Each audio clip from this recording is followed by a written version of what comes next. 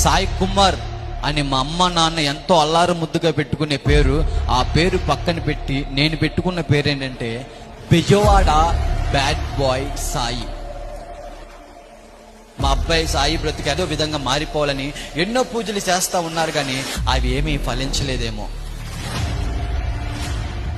అన్నం లేకపోయినా బ్రతుకుతానేమో కానీ తినకుండా, మత్తు పదార్థాలు లేకుండా నా జీవితము ఒక్కరోజు కూడా గడవదండి.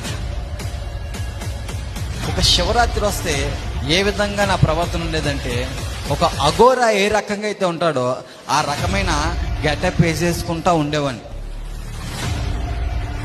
ఒక యవ్వన స్త్రీ రోడ్డు మీద నడుచుకుంటూ వెళ్తుంటే ఇదే చేతులతో వాళ్ళ బాడీ పార్ట్స్ మీద కొడుతూ వాళ్ళు బాధపడుతుంటుంటే చూసి కామెంట్ చేసే బ్రతుకులమా, ఇదే శరీరంతో నపంసకులతో కూడా పాపం చేసిన వ్యక్తిని, అటువంటి బ్రతుకు, అటువంటి పాపిష్టి బ్రతుకున్నది.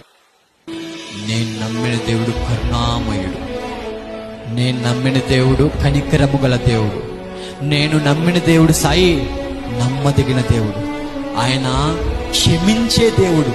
నా రహస్య పాపాలు తెలిసిన వాళ్ళు వచ్చి వీడు ఇలాంటోడా అని అంటారండి, కానీ నా రహస్య పాపాలు ఎరిగిన సర్వశక్తి గొప్ప దేవుడు తృణీకరించలేదు, చీ అనలేదు, కానీ హత్తుకొని నా బ్రతుకుని